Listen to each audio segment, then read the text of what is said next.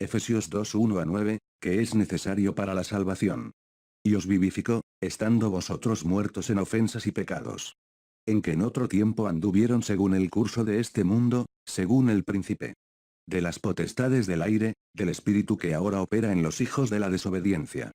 Entre los cuales todos nosotros también antes andábamos en los deseos de nuestra carne, haciendo la voluntad de la carne y de los pensamientos, y éramos por naturaleza hijos de la ira, como los demás también. Pero Dios, que es riquísimo en misericordia, por su muy amor con que nos amó. Mientras nosotros aún muertos en nuestras ofensas, nos vivificó juntamente con Cristo, por la gracia sois salvos. Y nos resucitó juntamente con él y nos hizo sentar en los lugares celestiales, en Cristo Jesús. Para mostrar en los siglos venideros las abundantes riquezas de su gracia por su misericordia para con nosotros en Cristo Jesús. Porque por la gracia sois salvos, por medio de la fe, y esto no viene de vosotros, es don de Dios. No viene de las obras, para que nadie se gloríe. Efesios 2, 1-9. Queridos hermanos en Cristo, es con mucha alegría que estamos estudiando la palabra de Dios juntamente con ustedes, en presencia del Creador del cielo y de la tierra, en presencia del Señor Jesucristo, y en presencia del Espíritu Santo. Nuestra predicación está basada en el Evangelio Salvador, el Evangelio del Señor Jesús. En todos nuestros mensajes, tenemos el objetivo de simplificar el entendimiento de Evangelio del Señor Jesucristo.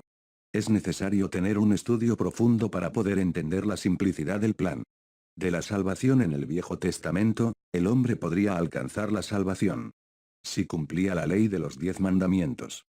Como ningún hombre logra cumplir la ley, Dios dio una alternativa a aquellos que no podían cumplir la ley, y que cometieron pecados. Esta alternativa era el sacrificio de animales. De un periodo a otro periodo, se determinaba que todos debían presentar un animal en sacrificio para el perdón de sus pecados, porque había la necesidad de haber derramamiento de sangre, para apagar pecados, o anular pecados, o recibir perdón por los pecados. ¿Por qué derramamiento de sangre? Porque el pecado tenía poder para destruir vidas. El pecado trae la muerte, y para anular la muerte, tendría que pagarse el pecado con la vida, ya que era para salvar la vida del hombre. Dios dio la oportunidad de hacer un sacrificio o matar a un animal, derramar su sangre, y esto simbolizaba que se estaban pagando los pecados con vidas, aunque fueran con vida de animales. Sin embargo, también tenían un segundo significado, que es el principal significado. El derramamiento de sangre de animales, representaba la sangre derramada de Cristo que aún no se había ejecutado, pero en un futuro, esperaban la llegada del Hijo de Dios, que derramar su sangre para la remisión de los pecados de la humanidad.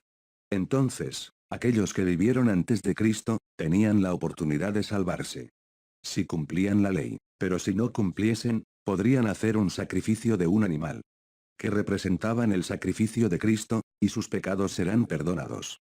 Pero llegó el día en que el Salvador vino al mundo, nació de hombre, se convirtió en hombre, tenía sentimientos de hombre, sufría dolores, angustias, desprecio.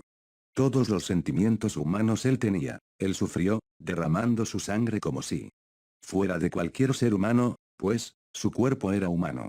Él tenía sangre, y en su sacrificio, su sangre fue derramada, y como él derramamiento de sangre representa la pérdida de la vida, él estaba perdiendo la vida de él, derramando la sangre de él para pagar todos nuestros pecados. Porque nosotros pecamos, y teníamos una deuda muy alta, y tendríamos que pagar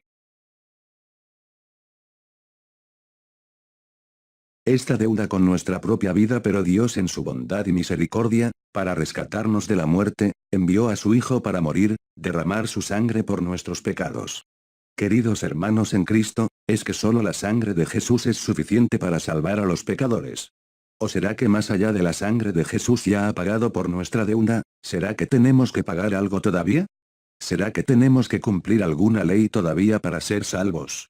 Bien amigos, debemos aclarar aquí, que la sangre de Jesús es el suficiente, y tiene poder para apagar todos nuestros pecados, y para nos dar la salvación. ¿Qué nos debemos hacer para conquistar este derecho que Cristo ya quién? Nosotros deben aceptar el Señor Jesús, aceptar su sacrificio, automáticamente, estamos haciendo parte del cuerpo de Cristo, y hacer parte del reino de Dios. Pero, ¿qué más debemos hacer? Cuando aceptamos al Señor Jesús, recibimos el Espíritu Santo y nuestro cuerpo es el templo del Espíritu Santo. Entonces, teniendo el Espíritu de Cristo dentro de nosotros, que es el Espíritu Santo, Él nos guiará para toda la verdad. Él no nos ordenará en todas las cosas, y Él tiene la figura de nosotros corregir, en tanto, necesitamos oír la voz del Espíritu Santo, para contentarnos haciendo parte del cuerpo de Cristo.